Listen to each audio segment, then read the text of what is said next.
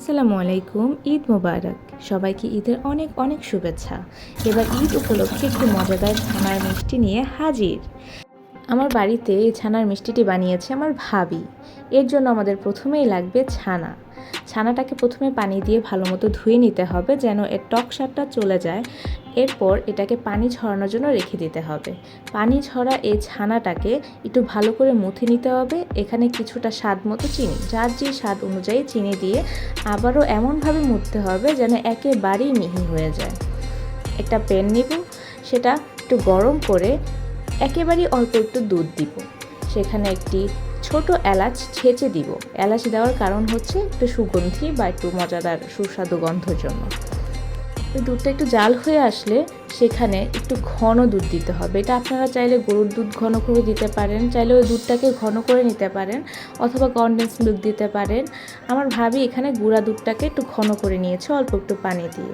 সেটাকে সেই দুধটার সাথে মিশিয়ে একেবারে নাড়তে নাড়তে নাড়তে নাড়তে একেবারেই ঘন করে ফেলে। যখন অনেকখানি ঘন হয়ে আসে তখন এলাচটাকে তুলে ফেলে এবং সেই মুথে রাখা মিহি ছানাটাকে মিশিয়ে ফেলে।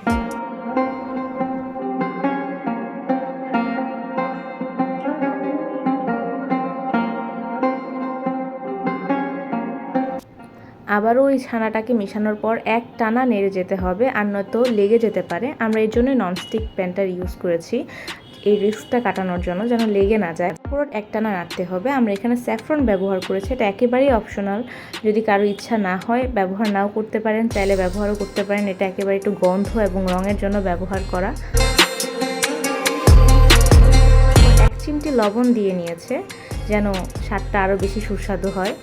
একটানা নেড়ে যেতেই হবে, নেড়ে যেতেই হবে। যখন এটা দেখা যাবে লেগে লেগে আসছে এবং ঝরঝরা হয়ে গিয়েছে, তখন চুলাটা অফ করে একটু ঘি দিয়ে নেবে যেন আরও বেশি গন্ধটা সুন্দর হয়। এবং একটুখানি ঘি যে পাত্রটাতে এই ডোটা নিবে সেই পাত্রটাতে লাগিয়ে নেবে। এই ডোটাকে ছোট ছোট গোল গোল করে সুন্দর একটি লোভনীয় সাইজে নিয়ে আসবে। এক একজনের ইচ্ছা অনুযায়ী, পছন্দ অনুযায়ী আপনারা নিজের মতো আকৃতি করে নিতে পারবেন। আমরা এখানে গোল গোল মিষ্টির মতোই দেখতে করে নিয়েছি।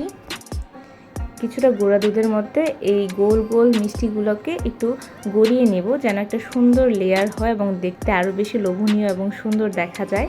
এটা খেতে একেবারেই সফট, একদম মুখে যেতেই মিশে যায় এরকম ছিল, কারণ ছানাটাকে খুব ভালো মতো মুথে নিয়েছিল। দেখতেও যেরকম সুন্দর, খেতেও এরকম ভালো লাগে, মন ভরে যাওয়ার মতো। আপনারা চাইলে ট্রাই করতে পারেন। শুধু ঈদ না, অনেক ক্ষেত্রে আছে বাসায় দুধ নষ্ট হয়ে যায়, ছানা হয়ে যায়, তখন কি করব বুঝে পাওয়া যায় না। এ ধরনের একটি মিষ্টি খুব সহজেই বানিয়ে নিতে পারেন। সবাইকে অনেক অনেক ধন্যবাদ।